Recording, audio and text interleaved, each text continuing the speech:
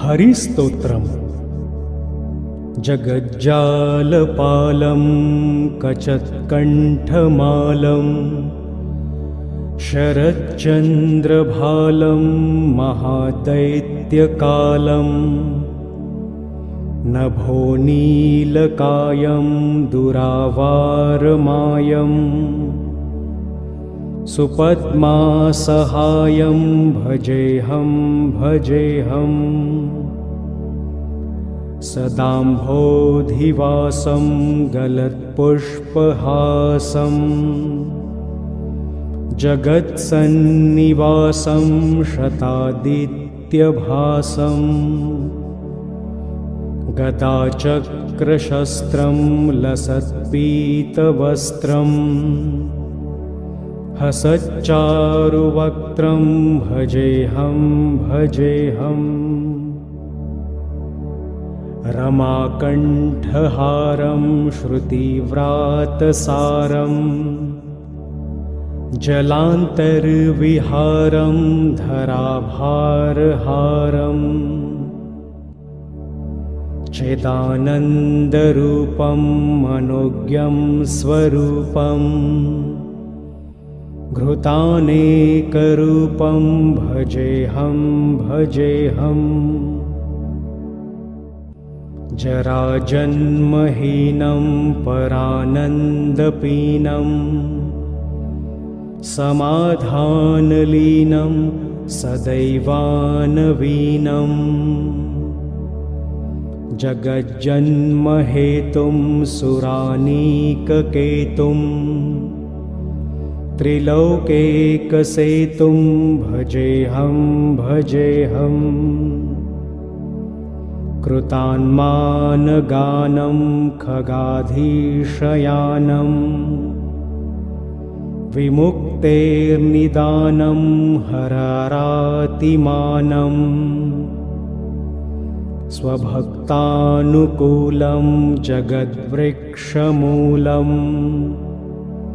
निरस्तार्तशूलं भजेऽहं भजेऽहम्। समस्तामरेशं द्विरेफाभकेशं जगद्बिम्बलेशं हृदाकाशदेशं सदा दिव्यदेहं विमुक्ताखिलेहं सुवैकुण्ठगेहं भजेऽहं भजेऽहम्। सुरालीम्बलिष्ठं त्रिलोकीवरिष्ठं गुरूणां गरिष्ठं स्वरूपैकनिष्ठं सदा युद्धधीरं महावीरवीरं महाम्भोधितीरं भजेऽहं भजेऽहम्। रमावामभागं तलानग्रनागं कृताधीनयागं गतारागरागं मुनैन्द्रैः सुमितं सुरैः सम्परीतं गुणौधैर्गीतं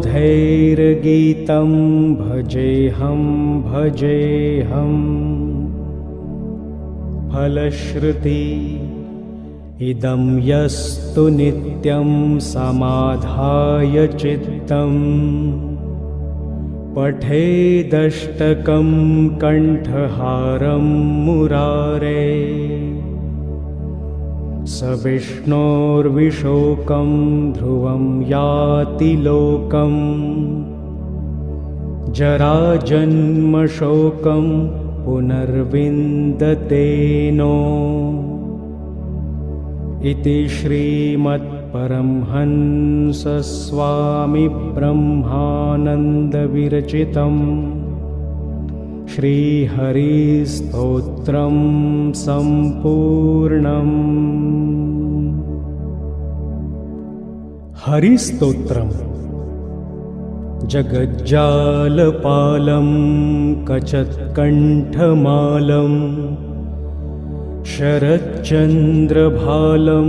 महादैत्यकालं नभोनीलकायं दुरावारमायं सुपद्मासहायं भजेऽहं भजेऽहम् सदाम्भोधिवासं गलत्पुष्पहासं जगत्सन्निवासं शतादित्यभासं गदाचक्रशस्त्रं लसत्पीतवस्त्रं हसच्चारुवक्त्रं भजेऽहं भजेऽहम् रमाकण्ठहारं श्रुतिव्रातसारं जलान्तर्विहारं धराभारहारं चिदानन्दरूपं मनोज्ञं स्वरूपं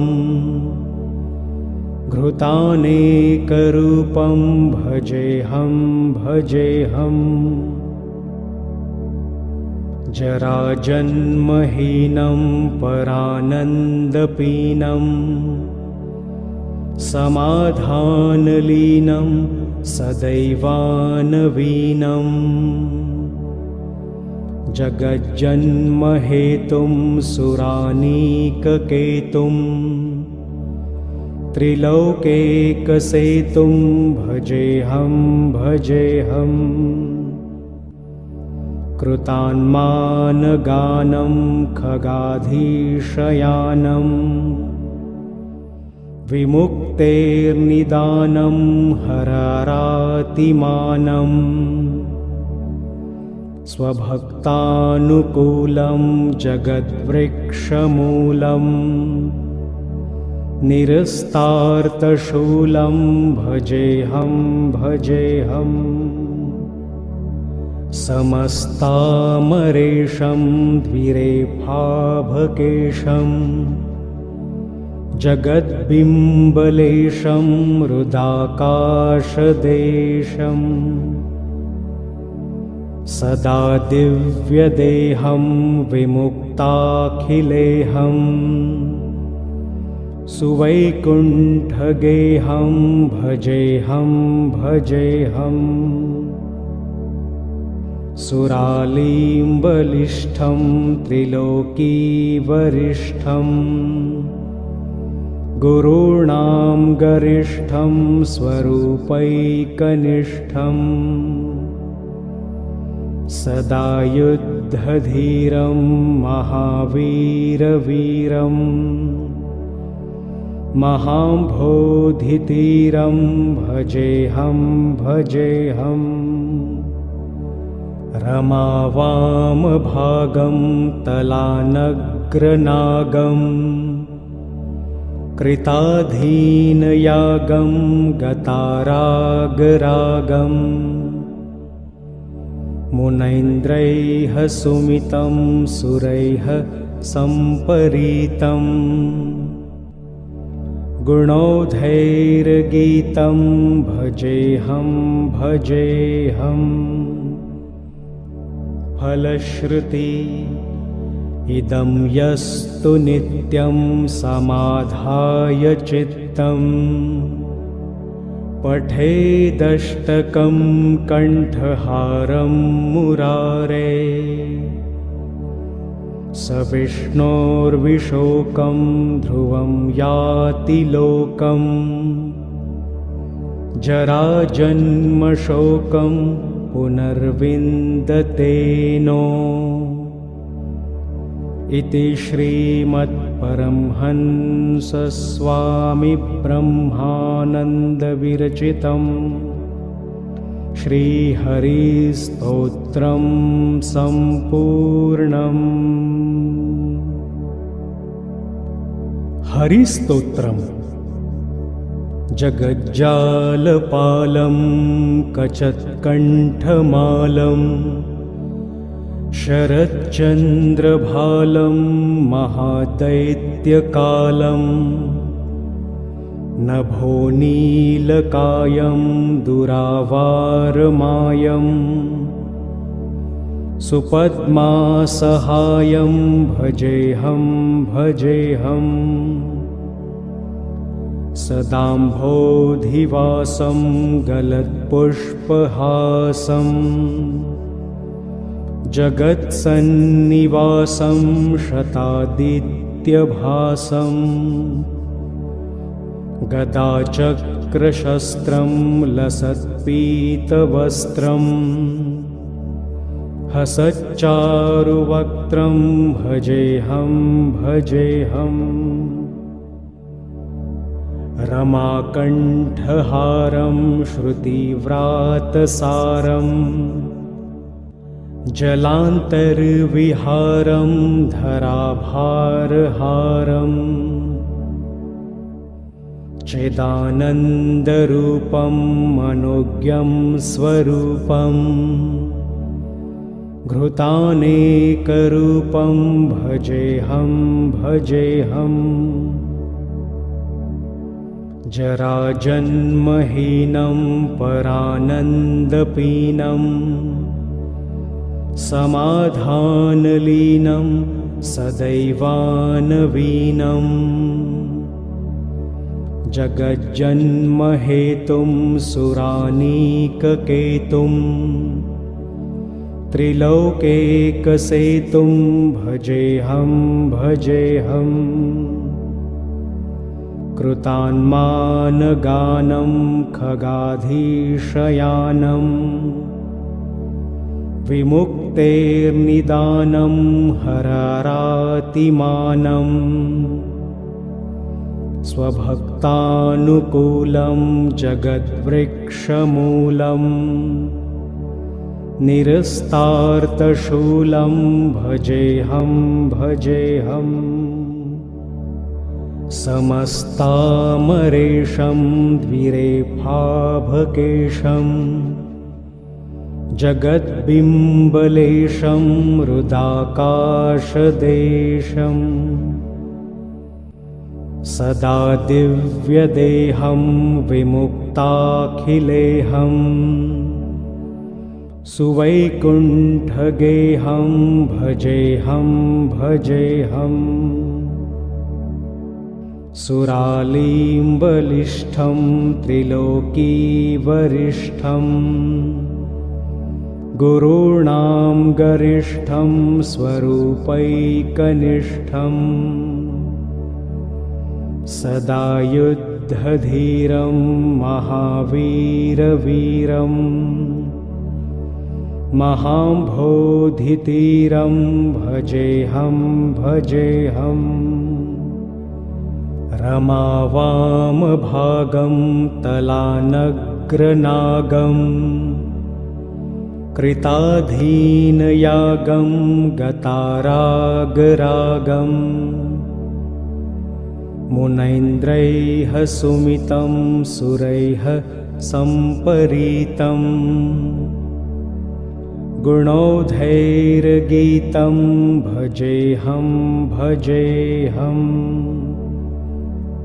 फलश्रुति इदं यस्तु नित्यं समाधाय चित्तं पठेदष्टकं कण्ठहारं मुरारे स विष्णोर्विशोकं ध्रुवं याति लोकं जराजन्मशोकं पुनर्विन्दतेनो इति श्रीमद्परमहंसस्वामिब्रह्मानन्दविरचितं श्रीहरिस्तोत्रं सम्पूर्णम्। हरिस्तोत्रम् जगज्जालपालं कचत्कण्ठमालं शरच्चन्द्रभालं महादैत्यकालं नभो नीलकायं दुरावारमायं सुपद्मासहायं भजेऽहं भजेऽहम् सदाम्भोधिवासं गलत्पुष्पहासं जगत्सन्निवासं शतादित्यभासं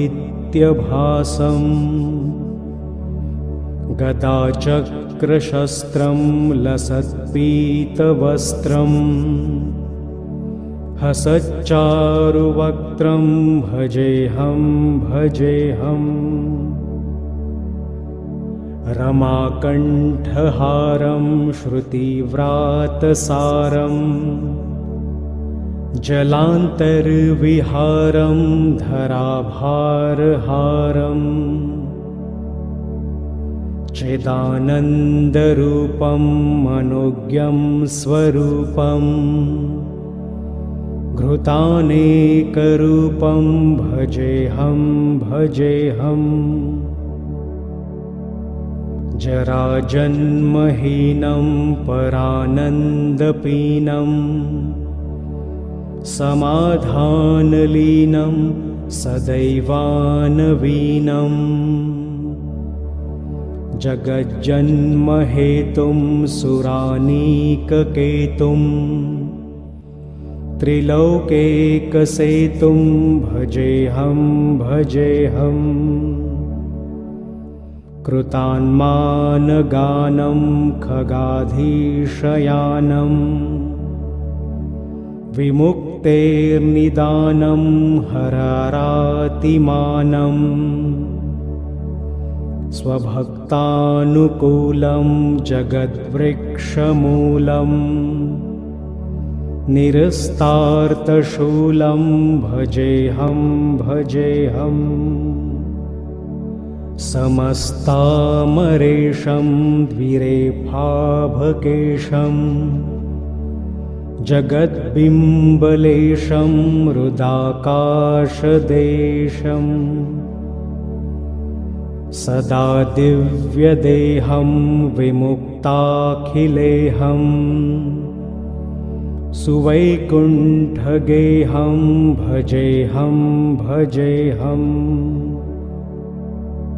सुरालीम्बलिष्ठं त्रिलोकीवरिष्ठं गुरूणां गरिष्ठं स्वरूपैकनिष्ठं सदा युद्धधीरं महावीरवीरं महाम्भोधितीरं भजेऽहं भजेऽहम् रमावामभागं तलानग्रनागं कृताधीनयागं गतारागरागं मुनैन्द्रैः सुमितं सुरैः सम्परीतं गुणौधैर्गीतं भजेऽहं भजेऽहम् फलश्रुति इदं यस्तु नित्यं समाधाय चित्तं पठेदष्टकं कण्ठहारं मुरारे स विष्णोर्विशोकं ध्रुवं याति लोकं जराजन्मशोकं पुनर्विन्दतेनो इति श्रीमत्परमहंसस्वामिब्रह्मानन्दविरचितं श्रीहरिस्तोत्रं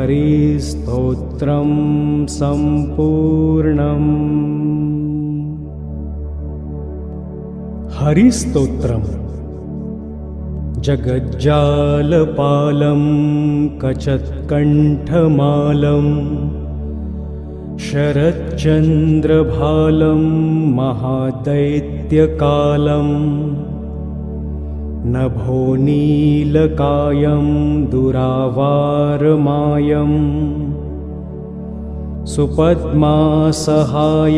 भजेऽहं भजेऽहम् सदाम्भोधिवासं गलत्पुष्पहासं जगत्सन्निवासं शतादित्यभासं गदाचक्रशस्त्रं लसत्पीतवस्त्रं हसच्चारुवक्त्रं भजेऽहं भजेऽहम् रमाकण्ठहारं श्रुतिव्रातसारं जलान्तर्विहारं धराभारहारम् चिदानन्दरूपं मनोज्ञं स्वरूपं घृतानेकरूपं भजेऽहं भजेऽहम् जराजन्महीनं परानन्दपीनं समाधानलीनं सदैवानवीनं जगज्जन्महेतुं सुरानीककेतुं त्रिलोकैकसेतुं भजेऽहं भजेऽहम् कृतान्मानगानं खगाधीशयानं विमुक्तेर्निदानं हरारातिमानं स्वभक्तानुकूलं जगद्वृक्षमूलं निरस्तार्तशूलं भजेऽहं भजेऽहम् समस्तामरेशं द्विरेफाभकेशं जगद्बिम्बलेशं हृदाकाशदेशं सदा दिव्यदेहं विमुक्ताखिलेहं सुवैकुण्ठगेहं भजेऽहं भजेऽहम् सुरालीम्बलिष्ठं त्रिलोकीवरिष्ठं गुरूणां गरिष्ठं स्वरूपैकनिष्ठं सदा युद्धधीरं महावीरवीरं महाम्भोधितीरं भजेऽहं भजेऽहम् रमावामभागं तलानग्रनागं कृताधीनयागं गतारागरागं मुनैन्द्रैः सुमितं सुरैः सम्परीतं गुणौधैर्गीतं भजेऽहं भजेऽहम् फलश्रुति इदं यस्तु नित्यं समाधाय चित्तं पठेदष्टकं कण्ठहारं मुरारे स विष्णोर्विशोकं ध्रुवं याति लोकं जराजन्मशोकं पुनर्विन्दते नो इति श्रीमद्परमहंसस्वामिब्रह्मानन्दविरचितं श्रीहरिस्तोत्रं सम्पूर्णम्। हरिस्तोत्रम् जगज्जालपालं कचत्कण्ठमालं शरच्चन्द्रभालं महादैत्यकालं नभोनीलकायं दुरावारमायं सुपद्मासहायं भजेऽहं भजेऽहम् सदाम्भोधिवासं गलत्पुष्पहासं जगत्सन्निवासं शतादित्यभासं गदाचक्रशस्त्रं लसत्पीतवस्त्रं हसच्चारुवक्त्रं भजेऽहं भजेऽहम् रमाकण्ठहारं श्रुतिव्रातसारं जलान्तर्विहारं धराभारहारं चिदानन्दरूपं मनोज्ञं स्वरूपं घृतानेकरूपं भजेऽहं भजेऽहम् जराजन्महीनं परानन्दपीनं समाधानलीनं सदैवानवीनं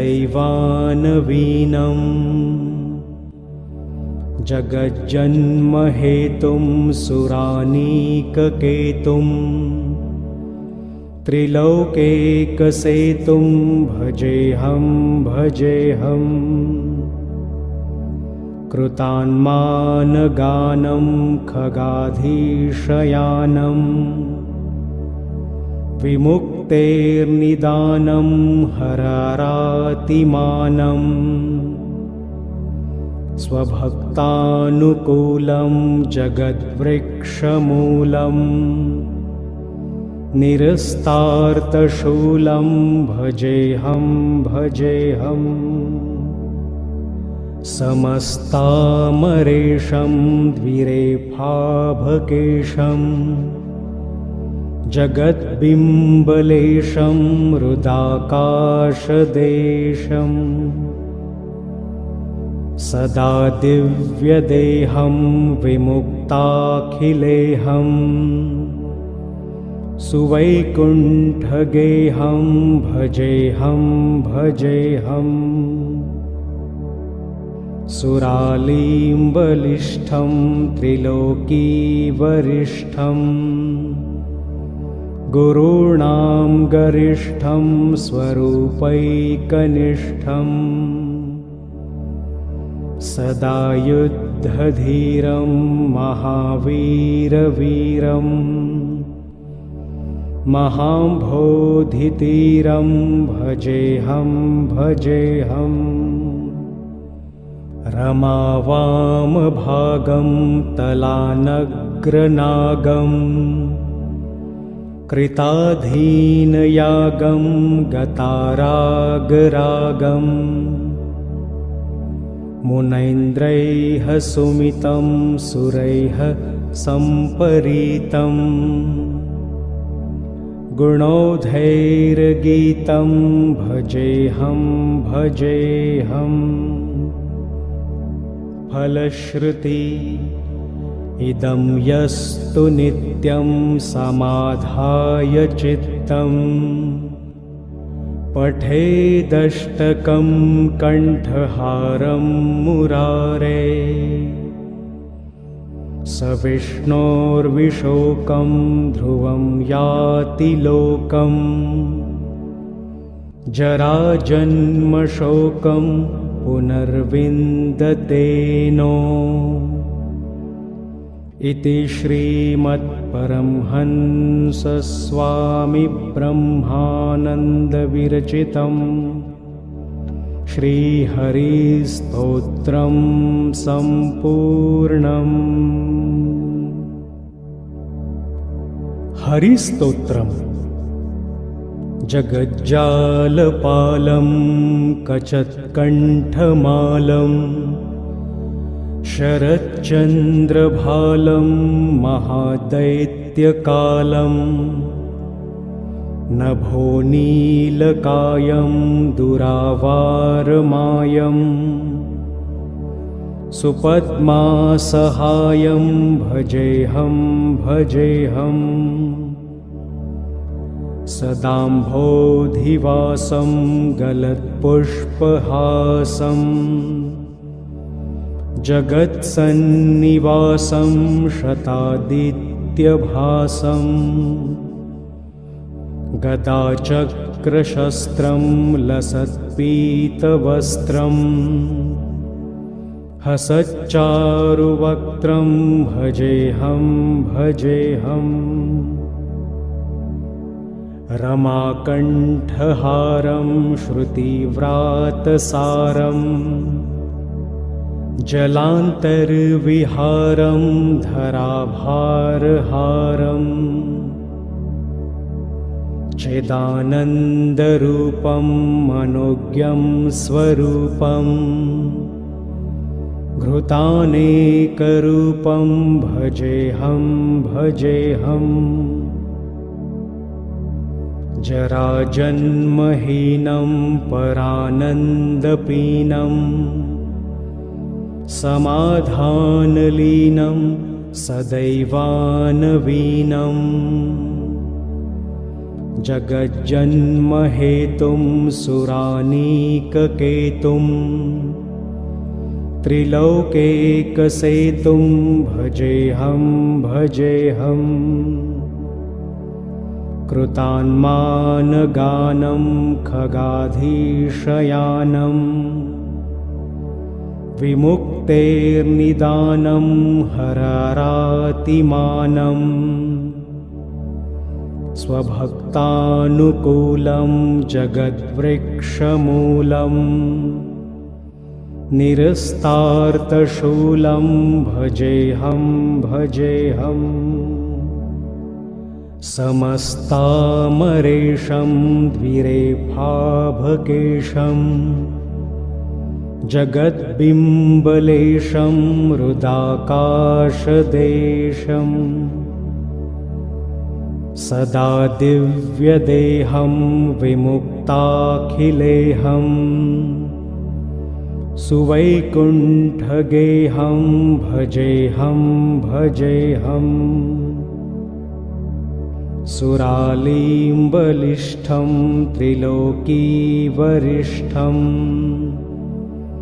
गुरूणां गरिष्ठं स्वरूपैकनिष्ठं सदा युद्धधीरं महावीरवीरं महाम्भोधितीरं भजेऽहं भजेऽहम् रमावामभागं तलानग्रनागं कृताधीनयागं गतारागरागं मुनैन्द्रैः सुमितं सुरैः सम्परीतं गुणौधैर्गीतं भजेऽहं भजेऽहम् फलश्रुति इदं यस्तु नित्यं समाधाय चित्तं पठेदष्टकं कण्ठहारं मुरारे स विष्णोर्विशोकं ध्रुवं याति लोकं जराजन्मशोकं पुनर्विन्दते नो इति श्रीमत्परमहंसस्वामी ब्रह्मानन्दविरचितं श्रीहरिस्तोत्रं सम्पूर्णम्।